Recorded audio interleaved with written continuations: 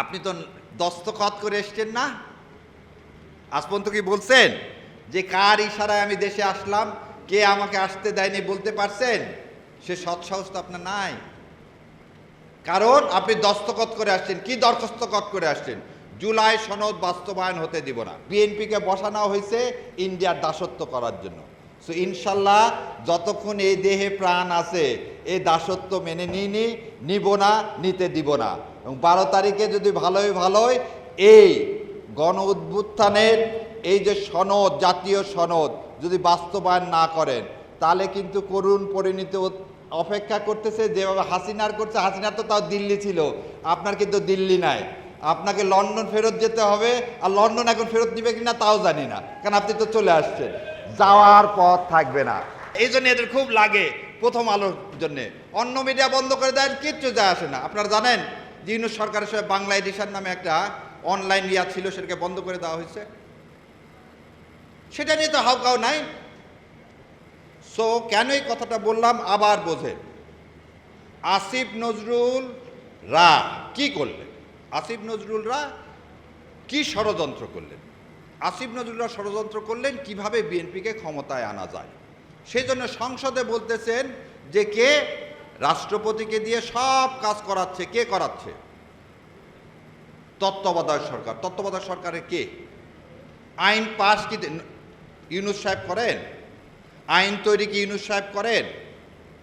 আমি চ্যালেঞ্জ দিয়ে যাচ্ছি, যদি বিএনপির ভাইরা দয়া করে আজকেও সংসদ বসবে, একটু যদি বলতেন যে আইন তৈরি আসিফ নজরুল ছাড়া আর কেউ যদি করে থাকে এবং সে আইন যদি রাষ্ট্রপতির কাছে রাষ্ট্রপতি নিজে তৈরি করে থাকে, আমি আমার কান কেটে দেব। আর তার চেয়েও বড় কথা, সেদিন যেমন দুঃখ করে বলছিলেন যে 30 বছরের প্র্যাকটিস জীবন, কালকে আপনাদের এই ফ্রড দেখে মনে হয়েছে আমার এই ব্যারিস্টারি পড়া, আইন পড়া, রাষ্ট্রবিজ্ঞান পড়া, হাইকোর্টে প্র্যাকটিস করা সব অমূলক। জন সালাউদ্দিন সাহেব বললেন আপিলেট ডিভিশনের দরকার নাই, সব আইন আমরা বাতিল করে দেব। তার যোগ কথা, এই কথার একটা মিনিং আছে। আপনি তো দস্তখত করে এসছেন না? আজ পর্যন্ত কি বলছেন যে কার ইশারায় আমি দেশে আসলাম, কে আমাকে আসতে দেয়নি বলতে পারছেন? সে সৎসাহস তো আপনার নাই, কারণ আপনি দস্তখত করে আসছেন। কি দরখাস্তখত করে আসছেন? জুলাই সনদ বাস্তবায়ন হতে দিব না। জুলাই সনদ বাস্তবায়ন হতে দিব না। জুলাই সনদের মধ্যে যা যা আছে একটাও বাস্তবায়ন হবে না। কালকে ওনারা যখন বললেন 96টা কি বাস্তবায়ন হবে, আপনাকে একটা কথা বলি, আপনার সামনে সব খাবারের প্লেট রেখে দেওয়া হলো, আপনার মুখ আটকায় রেখে দেওয়া হলো, মুখে কাপড় দিয়ে পেঁচিয়ে আটকায় রাখা দেওয়া হলো, সামনে পোলাও, কোরমা, রোজ সব কিছু থাকলো, আপনি খেতে পারবেন? ভাই একটু শোনেন, খেতে পারবেন? আজকে এই জুলাই সনদের অবস্থা হচ্ছে তাই। জুলাই সনদের অবস্থা হচ্ছে তাই। গুম কবি দেখেন, আমি নিয়ে আসছি গতকালকে, এখানে একটা বই ছিল, এটা হচ্ছে সংসদ থেকে রিপোর্ট দিছে। এই রিপোর্টে দেখেন, আমি ওই যে সবাই বলে আমি খালি বই নিয়ে যাই, কারণ ওনারা যা তো দাঁড়ায় বলে যাচ্ছে, যা ইচ্ছা বলে যাচ্ছে, আমরা একটু দেখায় বলি। 3টা অধ্যাদেশ তারা বাতিল করে ফেলছে অলরেডি সংসদে না তুলে। কি কি অধ্যাদেশ? সচিবালয়, জাতীয় সংসদ সচিবালয়ে সুপ্রিম কোর্ট বিচারক নিয়োগ, সুপ্রিম কোর্ট সচিবালয় অধ্যাদেশ, সুপ্রিম কোর্ট সচিবালয় সংশোধন অধ্যাদেশ, এই 3টা বাতিল করে ফেলছে। দেখেন এবারে আসেন কি করছে, বাকি 16টা সংসদে এখনই বিল আকারে উত্থাপন করা হবে না। তুমি বলতেছ সংবিধান মানো, সংবিধানে বলা আছে, কি বলা আছে, যে 30 দিনের মধ্যে, প্রথম সেশন থেকে 30 দিনের মধ্যে এই সমস্ত অধ্যাদেশকে আইনে পরিণত করতে হবে, না হলে সে আইনগুলো, অধ্যাদেশগুলো মৃত্যুবরণ করবে। তো তুমি এই 16টা অধ্যাদেশকে প্লেস না করলে এই 16টা অধ্যাদেশ কি হয়ে যাবে? মৃত্যুবরণ করবে। এখন দেখেন 16টা অধ্যাদেশে কি কি আছে? মানবাধিকার কমিশন, এই যে আমি বক্তব্য দিচ্ছি, এটা এই যে 12 তারিখের পর আর বক্তব্য দিতে পারবো না, তখন বলবে কি এই রাষ্ট্রের কি করতেছে, নিরাপত্তা বিঘ্নিত করতেছে। সুন্দর আমাকে ওই যে ভাই যেখান থেকে বের হয়ে আসছে ওখানে আমাকে ঢুকায় দিবে। সেই জন্য মানবাধিকার কমিশন কোনোভাবে বাস্তবায়ন করা যাবে না। মানবাধিকার কমিশন বাস্তবায়ন করবেন না কেন, তার পক্ষে কি একটা কথা বলছেন?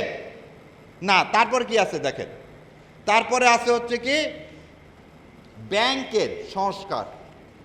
আজকে বোধহয় কেউ আমার দেশ দেখলে দেখতে পারতেন 17টা ব্যাংকে কোনো টাকা নাই। আর আপনি বাংলাদেশ ব্যাংকের গভর্নর নিয়োগ করলেন কাকে? যে নিজে ঋণ খেলাপি, যে টাকা দেয়নি, যে টাকা দেয় না, তার টাকা দেওয়ার অভ্যাস আছে? যার কাছ থেকে রাষ্ট্র এতদিনে টাকা উদ্ধার করতে পারেনি তাকে আপনি বাংলাদেশ ব্যাংকে বসাইছেন, তার প্রথম কাজ কি হবে? কিভাবে টাকা না দেওয়া না যায় সেই ব্যবস্থা করা, আর কিভাবে কৃষকের কাছ থেকে আদায় করা যায় সেই ব্যবস্থা করা। তাহলে আপনি সেটাও করলেন না। আসেন, তারপরে আছে কি গুম অধ্যাদেশ। তা আপনারা কি চান, এদেশের মানুষ কি চায় আর কেউ গুম হোক? না। সো এইভাবে 16টা অধ্যাদেশ ওনারা কি করলেন? বাস্তবায়ন করলেন না। তাহলে বিএনপিকে কেন আমরা নিয়ে আসলাম? বিএনপিকে কেন ভোট দিল? তাহলে আসলে কি মানুষ বিএনপিকে ভোট দিচ্ছে? না। তাহলে বিএনপি ক্ষমতায় আসছে একটা পারপাস সার্ভ করার জন্য।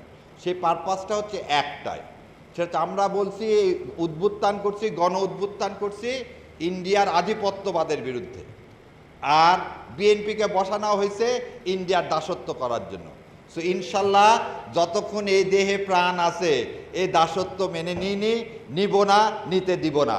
এবং 12 তারিখে যদি ভালোই এই গণ উদ্বুত্থানের এই যে সনদ, জাতীয় সনদ যদি বাস্তবায়ন না করেন তাহলে কিন্তু করুণ পরিণতি অপেক্ষা করতেছে। যেভাবে হাসিনার করছে, হাসিনার তো তাও দিল্লি ছিল, আপনার কিন্তু দিল্লি নাই, আপনাকে লন্ডন ফেরত যেতে হবে। আর লন্ডন এখন ফেরত দিবে কিনা তাও জানি না, কারণ আপনি তো চলে আসছেন, যাওয়ার পথ থাকবে না। তো বাংলাদেশে থাকেন, ভালোভাবে থাকেন। মা যে স্যাক্রিফাইস করে এই দেশের মানুষের জন্য, আপনার জীবন বাঁচানোর জন্যে, সেদিন 2008 সালের সেই কারচুপি নির্বাচনকে মেনে নিছে, সেই কথাটাকে স্মরণ করে দয়া করে এই প্রশাসক যেগুলো নিয়োগ দিচ্ছেন, দলীয়করণ করছেন, এগুলো করা থেকে বন্ধ রাখেন। দেশের মানুষের মনোভাব বোঝেন। আর তেল নাই, কৃষকের সার নাই। আপনারা জানেন কি না জানি না, আজকে আশুগঞ্জ ফার্টিলাইজার বন্ধ হয়ে গেছে গ্যাসের অভাবে। সামনে ইরি মৌসুম, এদিকে চিন্তা করেন। চায়না থেকে কিভাবে সার আনা যায় সে ব্যবস্থা করেন, তেল কোথায় থেকে আনা যায় সে ব্যবস্থা করেন। আর সংসদের দ্বারা মিথ্যা প্রলাপন বন্ধ করেন। আপনারা আমাদের দোয়া করবেন, আল্লাহ বাংলাদেশকে আবার আজাদি দান করুক। ইনকলাব জিন্দাবাদ, বাংলাদেশ জিন্দাবাদ।